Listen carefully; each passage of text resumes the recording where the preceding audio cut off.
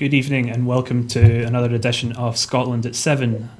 Tonight we will be almost exclusively talking about the only sort of main news story of the day, and that is that the Queen has approved Boris Johnson's decision to prorogue Parliament, to suspend Parliament for 5 weeks up until the 14th of October, which basically is giving no time for the Parliament to sort of not back a no-deal Brexit.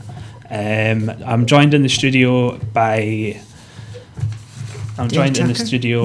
Day Tucker, and on Skype we have got Michael Russell, who is the Scottish Government Cabinet Secretary for Government Business and Constitutional Affairs. So hello to you both. I'll start with a question to you, Mike. Can you remember anything so undemocratic in your political career? No, I think in completely uncharted waters. I mean, we've been in uncharted waters for months and perhaps years, but now we are absolutely out of sight of land. I think, however, to take a positive take on it for a moment, we now know, we've seen the true colours of Boris Johnson. He's only been Prime Minister for 5 weeks, and we see that he is not a Democrat, that he is ruthless, and that he is bluffing as much as he can to get his own way. It is up to all of us who want to stop that happening to stand against him. So I think perhaps the phony war is now over and the real contest begins. Now, there are lots of things that are going to flow from that, but today probably is the first day of the very serious fight. Not the first day of the independence fight, that's been going on for a long time, but the first day of the fight to restore democracy. And an outcome of that will be the right for the people of Scotland to choose their own future in a democratic ballot. Yeah, and coming to you, Day, is there sort of, what's your thoughts on sort of the action that's been taken today? My main worry is the undemocratic process that took place back in 2016 and has led to this. And the fact that it has taken all this time with just a few journalists exposing what has been going on before people who have more power have begun to cotton on to the fact that this has been a democratic outrage. And it makes my blood boil when I hear so many Brexiteers saying that the Remain people are undemocratic. I think it's sort of, there's so many sort of different sub-stories to this whole Brexit saga that sort of makes it sort of dilutes the sort of whole reality of how many sort of different instances of the sort of questionable democracy and legality sort of in initially the referendum campaign in 2015 and 2016, and then the process that has sort of continued on from that. I'll come back to you, Mike. I'm just sort of wondering, do you think that this latest move further highlights the need for a sort of written codified constitution? Because we keep finding that people are finding loopholes in the Westminster system and sort of using that for their own political gain. It illustrates the need for lots of things. It illustrates the need for Scottish independence, graphically and starkly, and I'm sure it will be doing that today to people who up until now might not have seen that need. It illustrates the need for honesty in politics and fair dealing and straightness, and not to have politicians who are liars and charlatans, which we clearly have.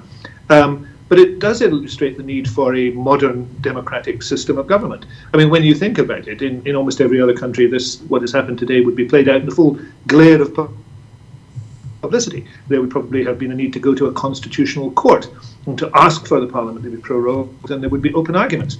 As far as we can see, what happened was that 3 people, one of whom was a member of the House of Lords and unelected, 2 other MPs, one is scarcely heard of, the new Chief Whip, and the other one, Jacob Rees-Mogg, no doubt dressed as if he was in the 19th century, turned up at Highland Castle to stand around, because members of the Privy Council are not allowed to sit during meetings of the Privy Council, and discussed with the monarch how Parliament was going to be prorogued with no publicity. And then they issued an archaic statement. It's worth looking at the statement. The statement is in language that was last used in about the 17th century.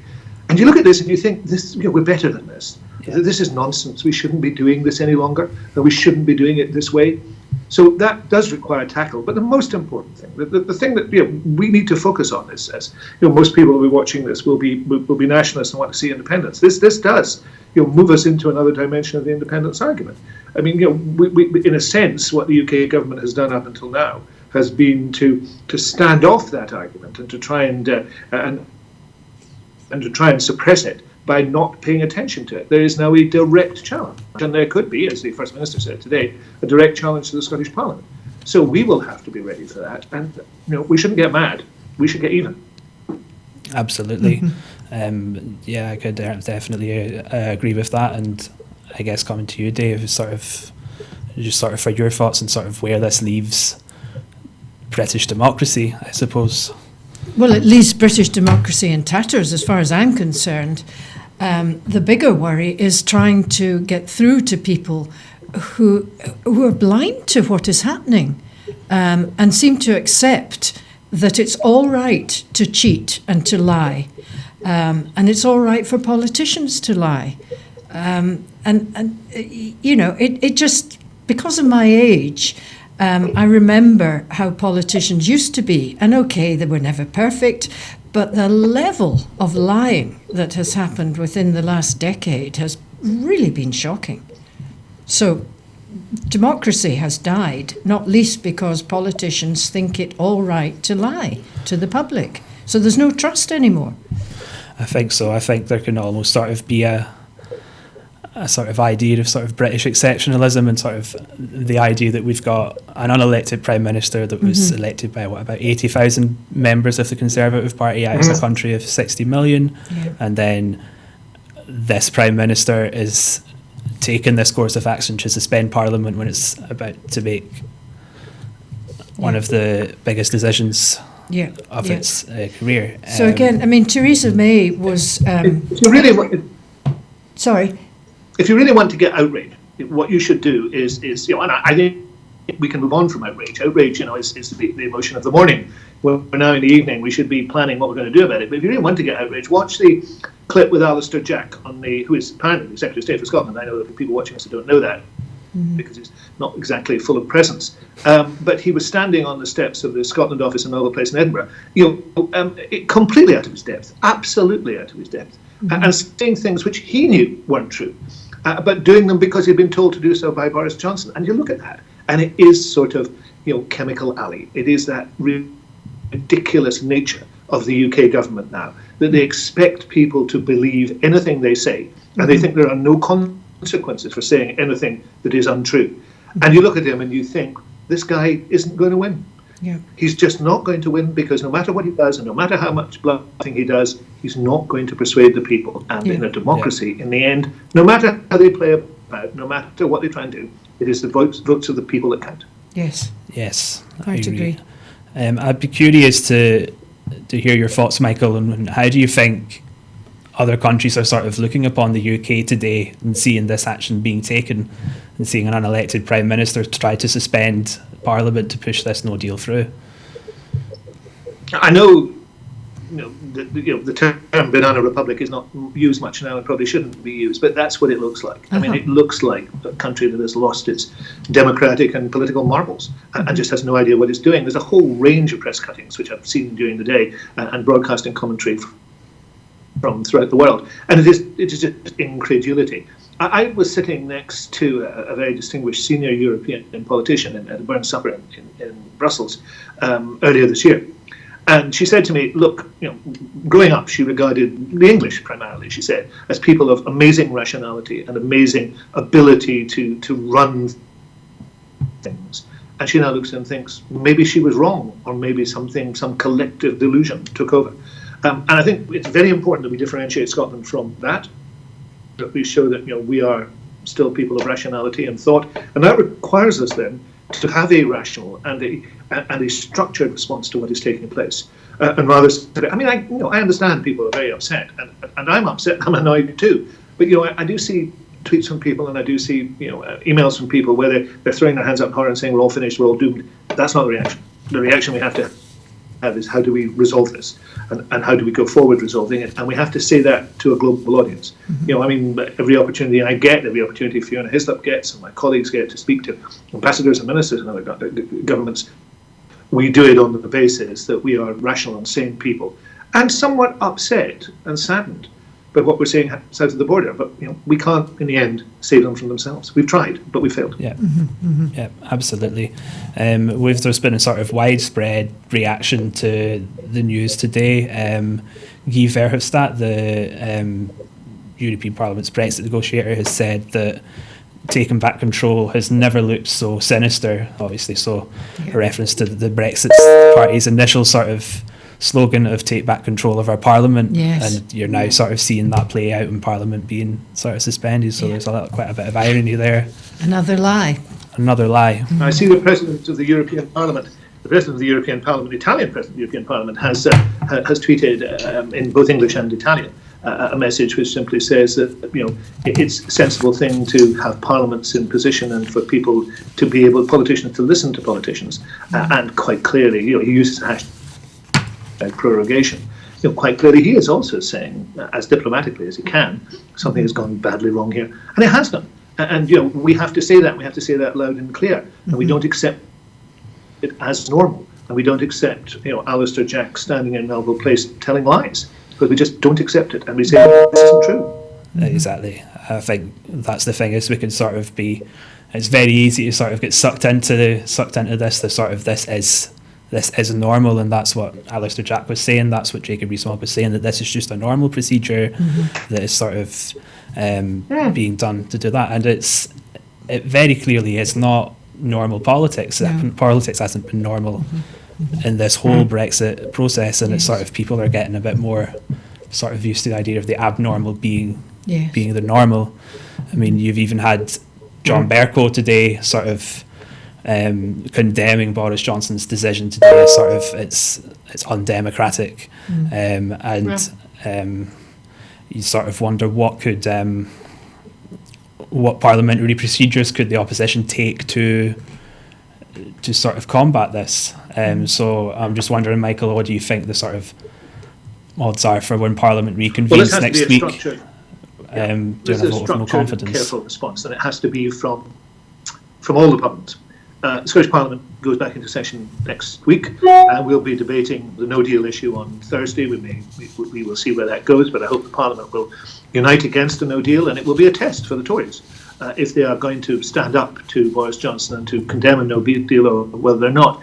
I noticed tonight that the Welsh Assembly will come back early. It's not due to back for a fortnight. It will come back on next week. It will no doubt take its own actions. But then, of course, at Westminster on Monday and Tuesday, there will be, I think, a major attempt right across the parties to derail this. It isn't possible to derail a prorogation in itself, but it may be possible to change the terms of it and the timing of it and a variety of other elements. And that's what they need to do. Of course, without a written constitution and simply, a Erskine May, a Bible of procedure to go by, it will take a lot of work to work out what the right thing is. But what I can guarantee, I know, having spoken to Ian Blackford about this, I can guarantee that the Scottish National Party at Westminster, the third largest party, will work with anybody and everybody to try and derail what has taken place and to put the democratic train back on the tracks. And I hope that will apply to all the opposition parties, so they can and actually take this forward. And in the Scottish Parliament, I'm committed to working with the other parties to try and make sure that we can move forward. Yeah, indeed. Ian Blackford's also been in the media today condemning the action taken by Boris Johnson. He said it would be utterly disgraceful and undemocratic for Boris Johnson to use a Queen's speech as cover to shut down Parliament and force through this no-deal Brexit. And he has said that Boris Johnson is acting very much like a dictator by attempting to bypass Parliament. And I just wonder sort of if we're looking at this through the lens of sort of the British media and sort of looking at Britain, and if you considered if there was a country in Africa or South America or Asia that its leader was sort of taking this action, an unelected leader was suspending Parliament to push through a highly unpopular policy that is going to really hurt a lot of people, and the media would be condemning it. So it's quite interesting to see how the media is sort of portraying this.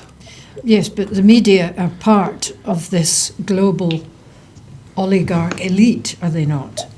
So they're controlled by the oligarchs who are behind all of this, whether it's in the USA or whether it's in Europe. And at the moment it's playing out most heatedly in our country or in the UK. And we in Scotland are simply watching. We're powerless to do anything. I don't think we should ever regard ourselves as powerless. We're not powerless. There are undoubtedly forces at work here which are deep and complicated, and as in everything in life, some of this is about people being able to make money. But I actually think there is a basic belief in democracy pretty widely in these islands still, and a belief that this is the wrong thing to happen. And I think that is what will come out. I'm not being optimistic about it. I think you have to make that happen, and that means there has to be actions by all the players. But I don't think that, the problem, some of the problem in the media coverage is, as you saw it tonight on the BBC, they are still hooked on this idea of balance. But they understand balance as having 3 people on one side and 3 people on another side. On this, we know from the polling evidence that essentially between 40 and 50% of people do not wish this to happen, round about 25% are not against it. That needs to be reflected. If you present this as a balanced argument, where there's half of the population in favour and half against, you're playing into the hands of those who say, no big deal, nothing to see here, let's move along. You have to recognise that this is something that people don't want to happen. And therefore, we should criticise the media for that. But I'm not going to I've always found it unproductive to get into a war with the media. It's far better to either ignore them or to get on and do your own thing.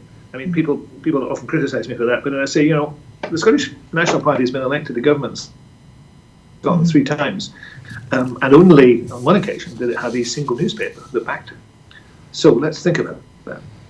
Yeah, absolutely. There is sort of a clear sort of bias in the sort of British media around sort of questions of Scottish independence, of Brexit, and you can't say that the media obviously did play quite a big role in sort of convincing people to vote sort of for Brexit. Absolutely. Not in Scotland. I mean, just think about that. And there was an interesting study last week of the fact that Liverpool is a bit of an anomaly in the referendum result, and it may well be that the Liverpool campaign to boycott the Sun meant that they didn't get quite as much bile about Europe as many other parts of the north of England, and that resulted in a slightly different vote. And the reality of that is, of course, the tabloids for a long time were run by people who were hostile to Europe for a variety of reasons. But in Scotland, those same tabloids were being read, but it didn't have the same effect. And therefore, you have to ask yourself, what's different in Scotland? Now, I don't have the answer to that. But, there's a different political dialectic, there's a different way of looking at things. Scotland, I think, also has recognised the benefits of the EU. Scotland has politics have diverged from the UK over the last 30 to 40 years. But, it's too simplistic simply to say this is all a media conspiracy. It's not. Mm-hmm. Yeah. But do the media in Scotland not put out different stories to the media in England, even with the same newspaper? Editions, yes. Mm-hmm. Yes. So they're playing to a different audience. Yeah, but if you look at the Daily Mail editions in Scotland, they're even more poisonous about the SNP and about independence than its equivalent south of the border. I mean, they're no gentler in these matters.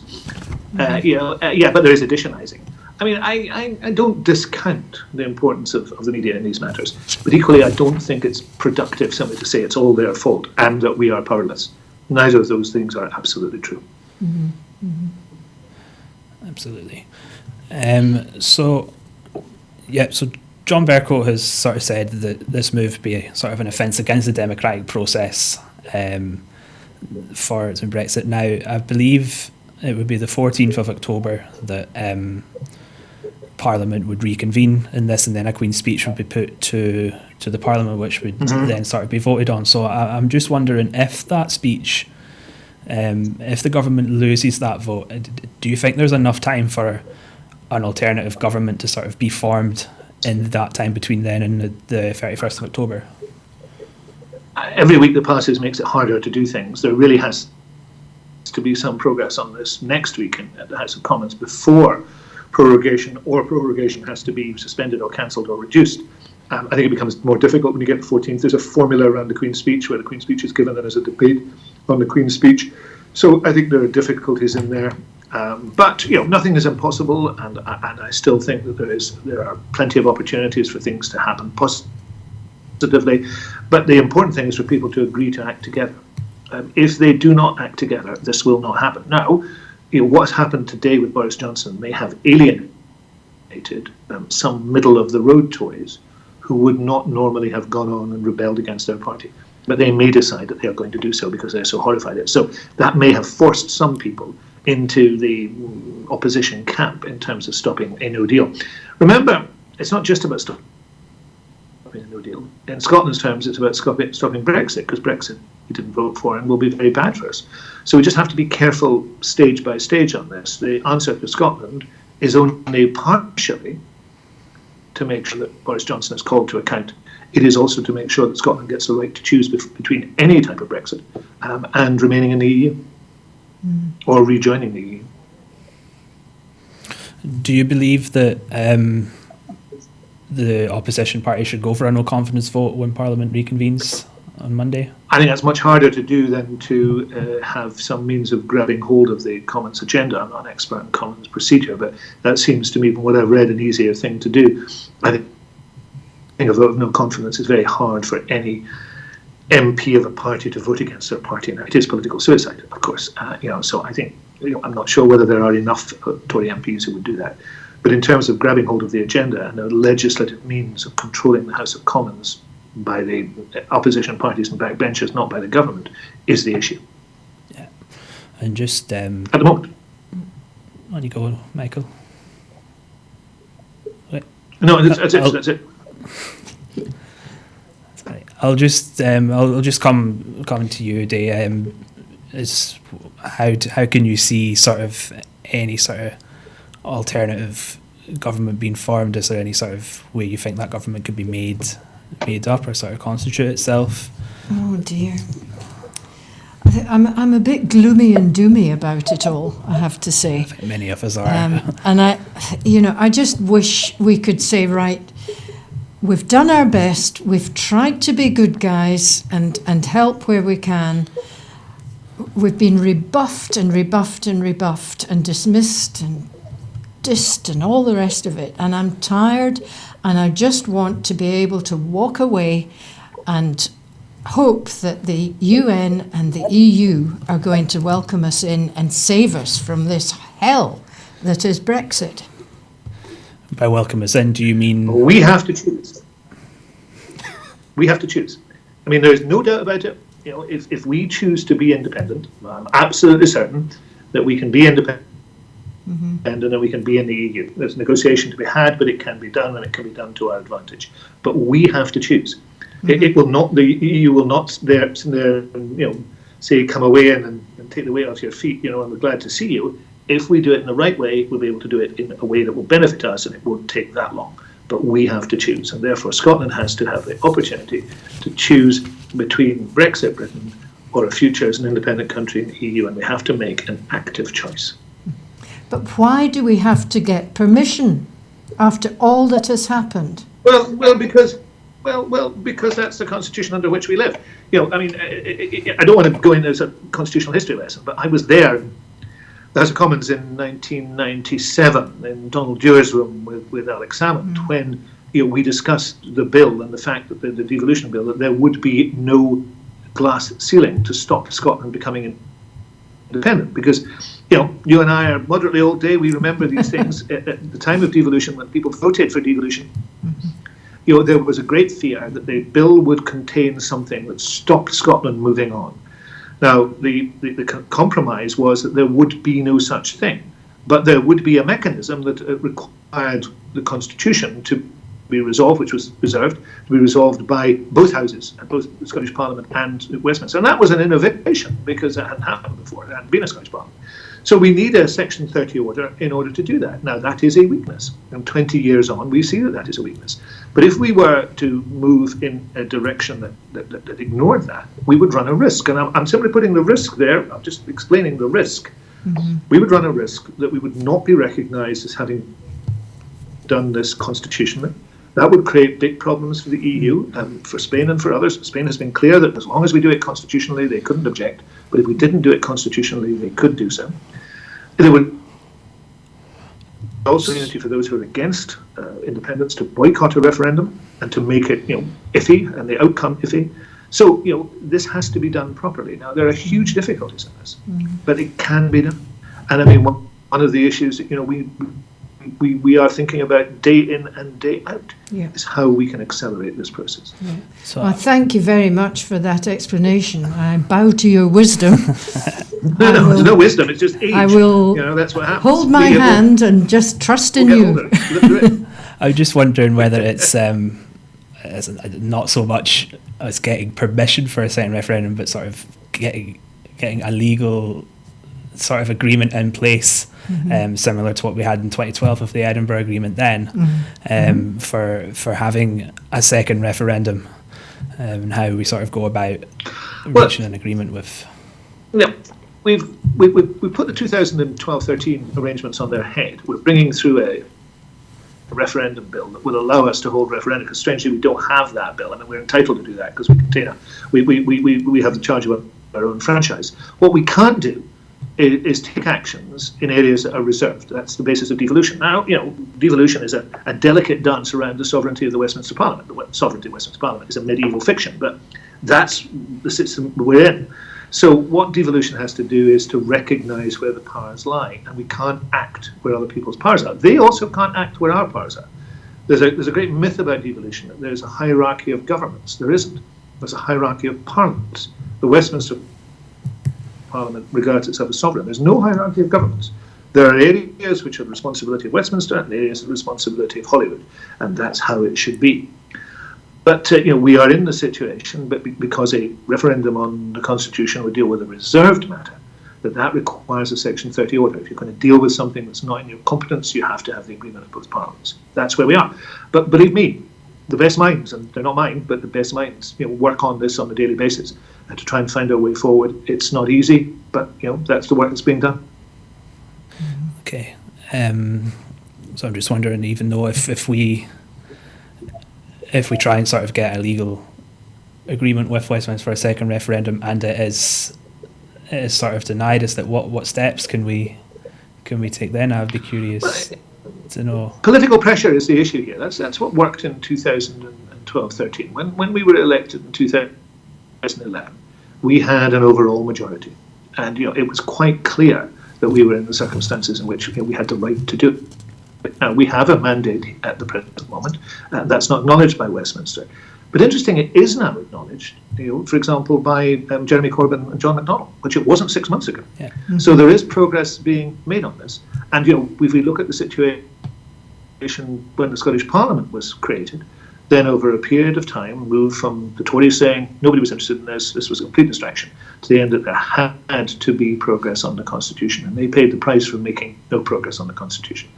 So I think the difference today is that process needs to be, and we have to find a way to accelerate it in the light of what we have now seen from the coup d'etat that is being organised by Johnson, and that's therefore something we have to look at very seriously, how it can be accelerated.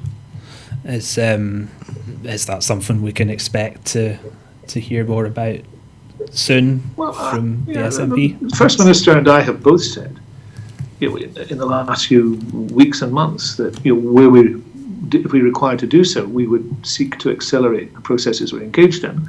I think you could take it, we're pretty close to that given where we are. But I'm not going to, even for Broadcasting Scotland, I'm not going to make an announcement tonight, because this is a matter for the First Minister. Fair enough. Okay. So there's been rumours circulating in the last sort of couple of hours that Ruth Davidson will be resigning, sort of stating that a combination of opposition to Boris Johnson, as well as sort of the difficulties in sort of balancing that with motherhood, would play into that. And I'm just sort of wondering, if Ruth Davidson leaves, where does that leave the Scottish Conservative Party in sort of this day and age? Well, you can't expect me to weep over the plight of the Scottish Conservative Party. I'm afraid, as if I may quote Shakespeare, "Tear falling pity dwells not in his eye" for the Scottish Conservatives.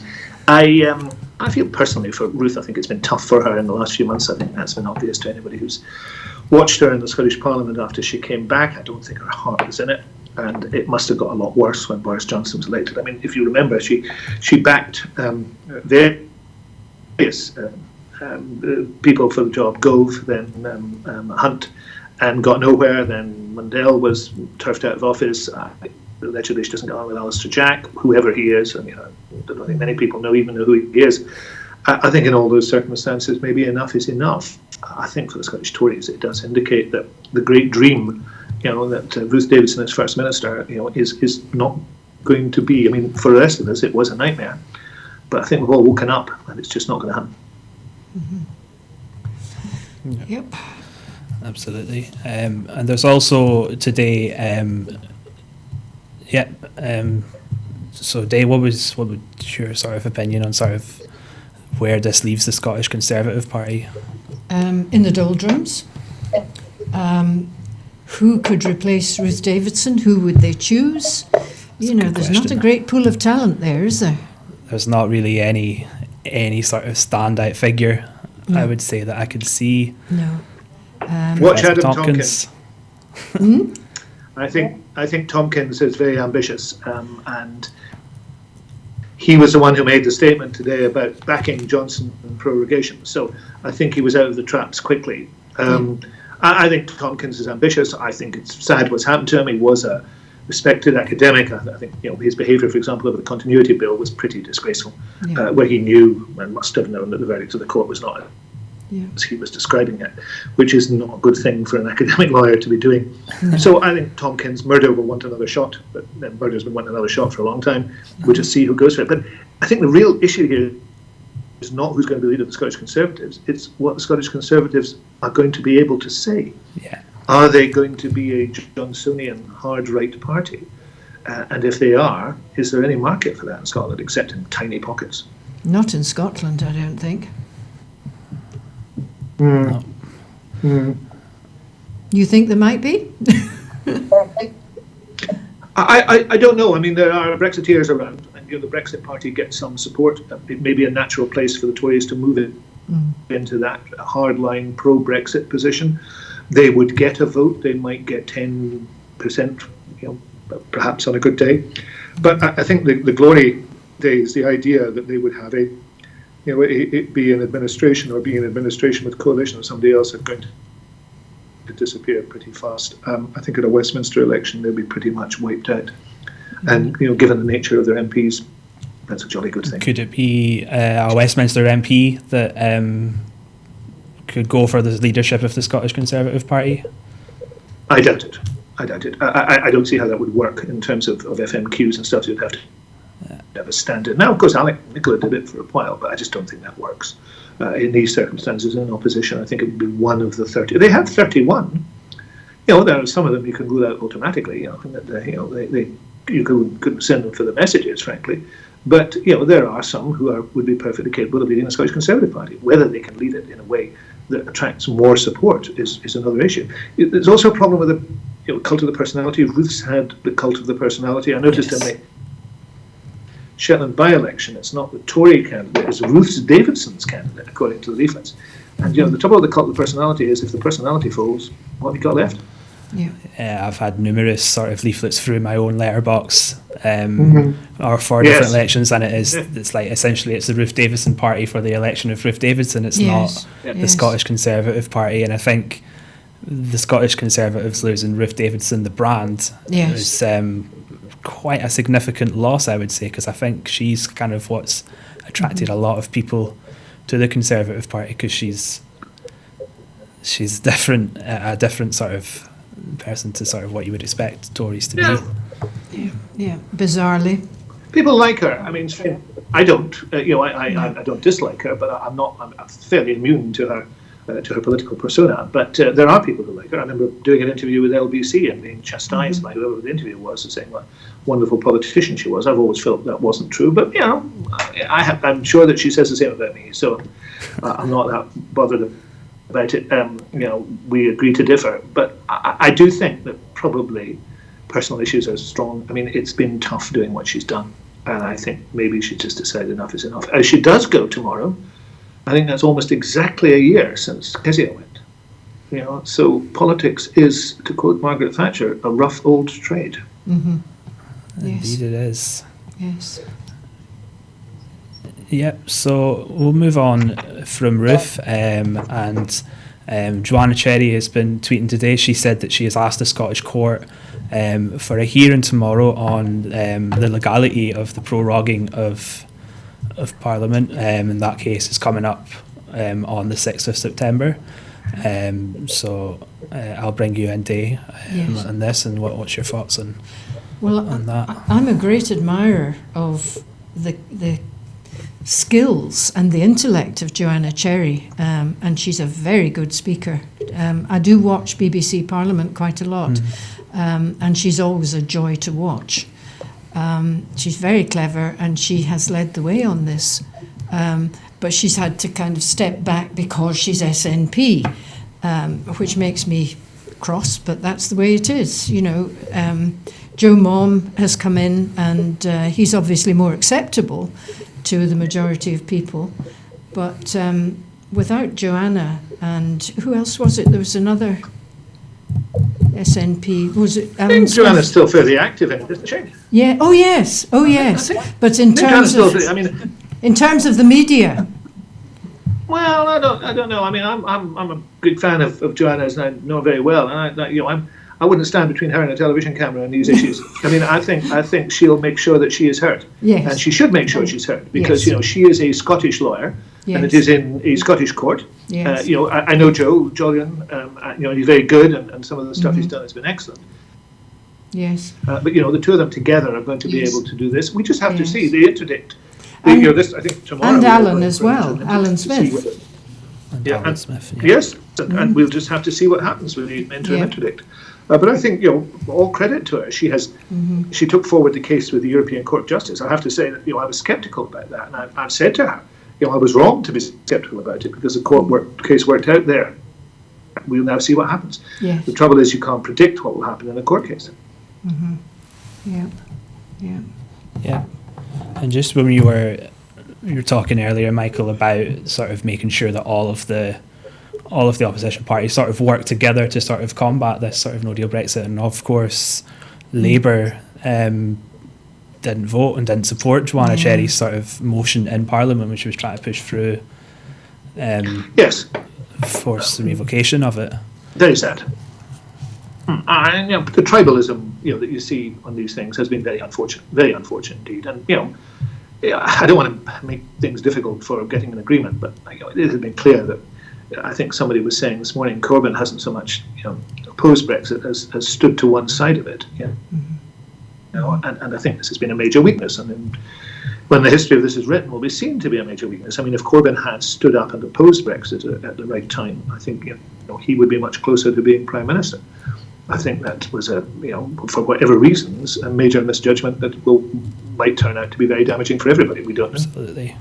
Absolutely. But do you feel that the tribalism has gone away in this moment of crisis?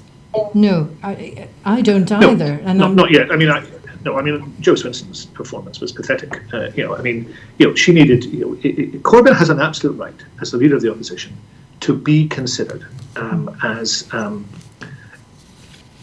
an alternative prime minister. If he fails to get that, then undoubtedly you could put somebody else in. But it is extraordinary that she would essentially say, I am, Jo Swinson is the kingmaker on this, and she will decide who's prime minister. That was a foolish thing to do. I'm not thirsting to have Corbyn as prime minister, but I think it is entirely appropriate that he's leader of the opposition. He should have first dibs, so to speak, at becoming prime minister in those circumstances. Mm-hmm. Because what hasn't been stressed enough, I think, is that this is a very short-term temporary measure. And it doesn't mean that Corbyn would be in for a long time, making all sorts of big decisions. So, and again, I come back to the media, Mike. You know, they have a duty to explain things a bit better. Oh, I wish I had your openness to change of that sort. I don't think they will ever explain things better in that way. I think we have a duty to read what we want to read, to take the information where we want to get it from, to judge the sources ourselves. And I think we should teach people how to do that. Because not all sources are equally reliable, and not all people I read, frankly, I read people who, what they know about Scottish politics would be written on the back of a postage stamp. And you just say, I'm not going to get involved with them, and also other people who are, dementors, they're life-denying forces, they suck the life out of you, some of them. So you just have to avoid them. Yeah, I think in terms of sort of how do you sort of combat that sort of media biases, I think it's important to sort of make sure that you're consuming a wide sort of range of media, so you're getting a broad of different opinions and perspectives and views, and so that can give you a sort of more whole-rounded sort of absolutely view. That's what you should do. That's what you should do. Listen, I'm pretty close to having to go, right? So if we've got anything to wind up, I'll be happy to wind it up. Sure. What just about wondering, the if dissolving Parliament, if Boris can do this to Westminster, Michael, is what are the chances that he can do similar to Holyrood going forward? I raised this with the previous government, in my role as a member of the Joint Ministerial Committee, and we're given many assurances that, of course, that was unthinkable. I don't think it's unthinkable for Michael Gove. I think he'd probably quite welcome the idea. So we must be ready for that and ready for what our response is. I mean, my first response will be, a parliament is not a building. If they close the building of the parliament, I will go on representing my constituents, and I will meet with other MSPs anywhere I can meet with them, whether it's behind the hedge. So a parliament becomes a collection of individuals who are there in order to carry on with their work, to represent the people and to make decisions and laws, no matter where it is. So I won't be prorogued or abolished by the whim of Johnson, and I suspect the vast majority of my colleagues feel the same way. Not just in the SNP. I mean, I think the Tories will be the ones with the biggest problem, but I think a lot of others will say, we're not going to be treated in that way. I've seen some stuff today that says, of course, what Johnson is doing is not abolishing Parliament; he is just proroguing it for a few weeks. That may be the case, but we should be ready and prepared. And I'm happy to say, I declare that should he endeavour to close down the Scottish Parliament, he will not succeed, because the Scottish Parliament will continue to meet. Well, that's very, very encouraging to hear, Michael. I'm very glad to hear that.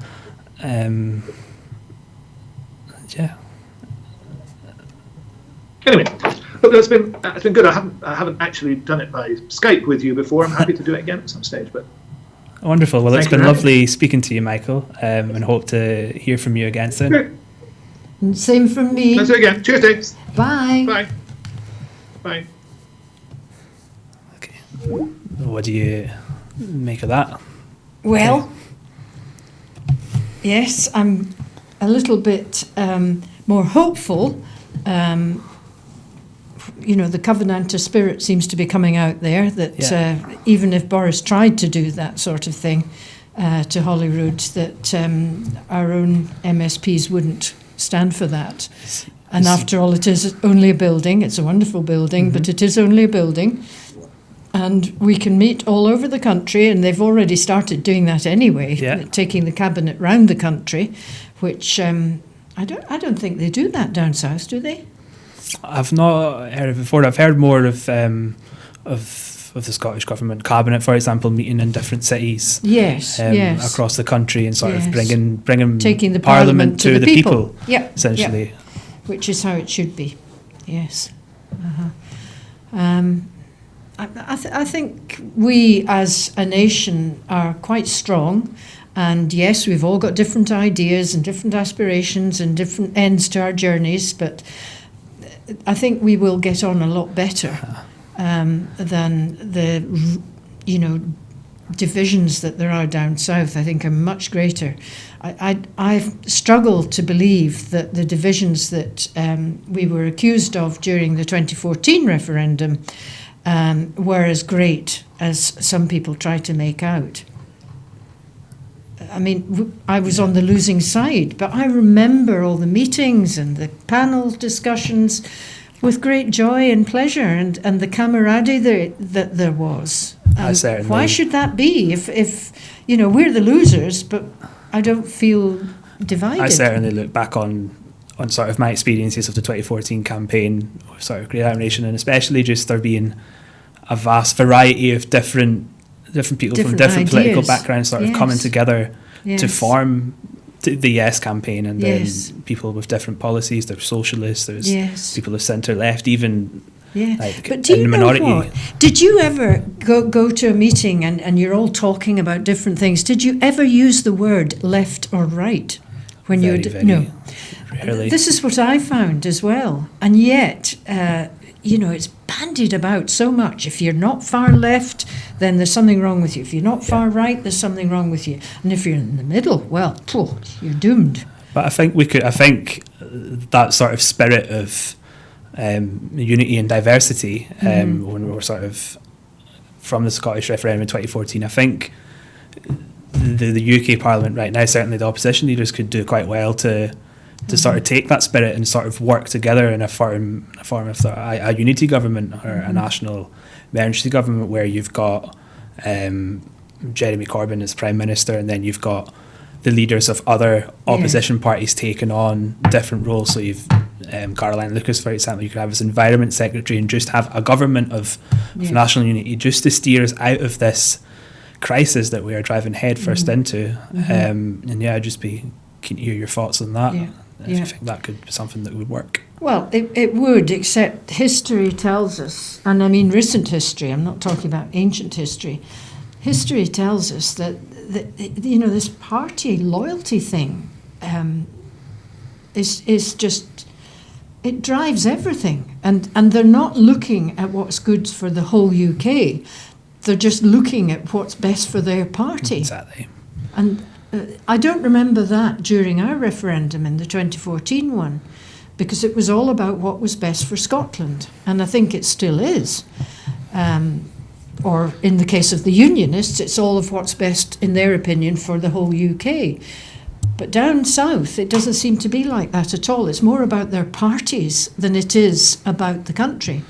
That certainly seems to be the case. And I think that's the big difference. Yeah, and I think Joe Swinson's a good example of that, and sort of not supporting Jeremy Corbyn to be Prime Minister because she's got reservations about having Jeremy Corbyn as Prime Minister. But I mean, if you look at the potential people we could have in this unity government, you could have Jeremy Corbyn as Prime Minister, you could have John McDonnell maybe as Chancellor, you could have Ian Blackford be the Foreign Secretary, for example, so you could have SNP involvement in there as well, alongside Lib Dems, alongside Labour, alongside the Greens, and some Conservatives as well. Yeah, you've got people like... You'd need to have some like Conservatives. I think, and I certainly think Conservatives would be sort of on board for doing this. I mean, you've even seen... You have Dominic Grieve, for example, who's been... could be the Home Secretary, for example, because there's many Conservatives, I'm sure, that will be very, very worried about developments today. I mean, you've even seen Philip Hammond has been tweeting that this idea of sort of suspending Parliament is highly undemocratic, and he's expressed his concerns. He was Chancellor not a few weeks ago. So I guess this is sort of quite a good point where you can bring those Conservatives into the fold here, because I think we now it will reach the point where we need to have some sort of radical thinking about how we can steer ourselves out of this cataclysm that is on the horizon for us now. Yes. Can't say I'm hopeful, but it'd be wonderful if it did happen. There's always hope. It just concerns me that they keep talking about this government of national unity, when in fact it should be a government of national emergency. Absolutely, I think that is sort of portraying that point across, that this is an emergency. This is not normal. This is not how a normal sort No, of democracy this is should the be last chance functioning. saloon. This is sort of our absolute last chance Yes. in saloon. And the fact that it's taken till now for the word coup to rear its ugly head demonstrates that they've all been bickering so much within their little enclaves that they haven't been watching what's been going on outside and where the real puppeteers are operating. And I do think MPs have been very naive when it comes to what's been going on about how people have been manipulated in the vote. Yeah. And how do we stop this from happening in the future? Yeah. Do your coups have ugly heads? Do your coups, do they have ugly heads? Do they? Do they have ugly heads? The coups, your coups. Oh, the coups. Yes. It's sheep I've got. No, they haven't got ugly heads, and nor have some of the coups that are on the ground either. They're rather nice. they're rather pretty. Yes. Anyway, moving on to a lighter subject now. Donald Trump. Right, oh my Lord. We all love him. Not. Yeah. There's been an allegation that's sort of been made in on MSNBC that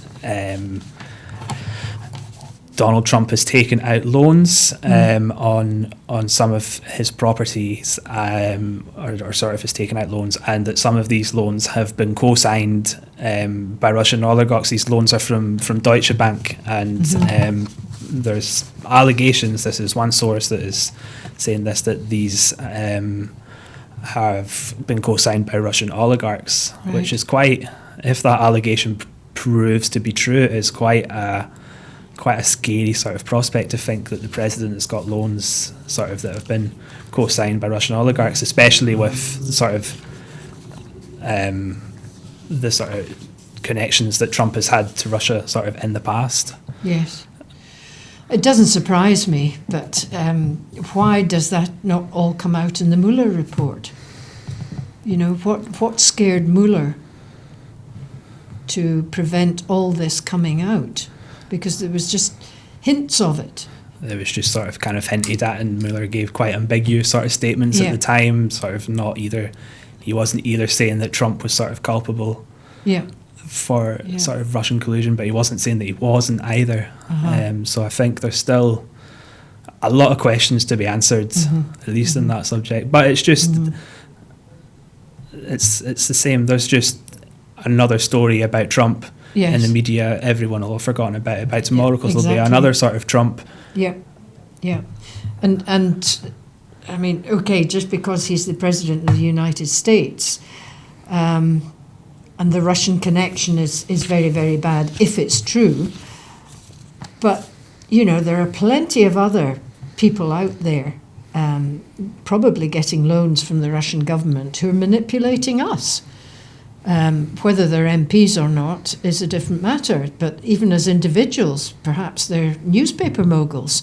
Running referendum campaigns. You know, we just don't know what's going on. There's questions there sort of as to where the funding came from for Leave.eu. And, exactly. And sort of all these different and why sort of sources of income that they've had. It's quite scary to sort of... Yes, and why is the Electoral Commission so, you know, not fit for purpose? Has this just crept up on us? And if it has, then get the finger out and get it sorted. But nothing seems to be happening. Yeah, you could argue that the politicians haven't given the Electoral Commission the sort of powers to be able to sort of proactively do something, or do something that actually is meaningful. Because there's been a number of, I think the Conservatives in the 2017 and the 2015 election were sort of found to have been in breach of electoral law, and they were given sort of fines of pittance, and the Liberal Democrats. And if you remember in 2014, the Conservatives, the whole of the Unionist Party, they were in breach of electoral law as well, because they broke purdah. Nothing was said, nothing was done. It just was allowed to sail on. And I know as a teacher, if you allow bad behaviour in your classroom and you don't nip it in the bud, it will get worse and worse. And that's exactly what's happened. That's exactly what we've seen here. Yes. Yeah. Yeah, they'll take the maximum penalties sort of as an operating cost, so they sort of factor it in. They just factor in that, okay, we're going to do this, we're going to get this fine, but that's because all right. That's what the criminal we sort of can afford mentality to do does. that. Yeah. We're sort of above the law because we've got enough money to sort of be able to mitigate that. Yes. It's part of their you costs. can't call. I think after the events of today and also like events for the last sort of several years, it's like it's quite hard to be able to say that this sort of is a democracy. Certainly in this country, when we're all of this is happening and we're sort of essentially put to the side and sort of stay in your box. Yes. And things are so horrific and they happen so quickly, one after the other, and you forget what's gone on. I mean, not that I'm defending Farage, but when he was fighting just an election, I think it was, down in the southeast of England, the Tories threw money at that election and they were fined because they had done that. Well, you can't blame Farage for being angry about that. But he's just one victim of electoral fraud. And we've all forgotten about that. So, I don't know, unless we get leadership with morality, somebody that's got a moral code about them, I don't see things improving at all. No, me neither. There is a need for sort of someone who actually is sort of on the side of the people and isn't sort of beholden to the sort of big vested money interests and sort of big money. Yeah, absolutely. Yeah. And the biggest money seems to be the National Health Service. Yeah, and sort of the sort of vultures are sort of circling over from America and sort of trying to pick that apart, and that would be well, a I don't travesty. know if you saw the two young girls on the videos of these two youngsters promoting Brexit and all the rest of it. And if you looked at who was funding them, they are part of a US pharmaceutical company who are looking to buy up our NHS side of things. Really? So, that's how it's working. It's the people are going to die sort of as a result of a no deal Brexit if it happens. I mean, you've already got people that are having to use food banks, and how are they going to feed themselves when there is a shortage of foods and the food banks run out of food to provide, for example? And then that's just the tip of the iceberg. Yes. If we're ultimately desperate enough for a trade deal with the States that we sort of start carving up the NHS to these massive pharmaceutical companies, then it's a terrifying prospect where you're suddenly swamped with adverts on the TV of ask your doctor about our product that will help you get better, not ask your doctor or your GP about the product that make you better. It is we want you to buy our product. That's what happens when you privatise healthcare. That's right. Yes, absolutely. Yes. So that's just about all the time that we've got for today. Some good discussion there. Now here at Broadcasting Scotland, we provide a service, but obviously sort of nothing is free. So for £5 a month, if you contribute sort of to us, if we get 300 new subscribers, that would allow us to do a sort of new question time panel show that we'd hope to take around various sort of locations across Scotland, and we'd sort of want to sort of reach all sort of corners of Scotland. So if 300 more subscribers for £5 a month, that's some of the content that we can continue to sort of provide you, and will always be free to view as a sort of public service broadcaster. So thanks for tuning in, and I hope you have a great night, and we'll see you tomorrow.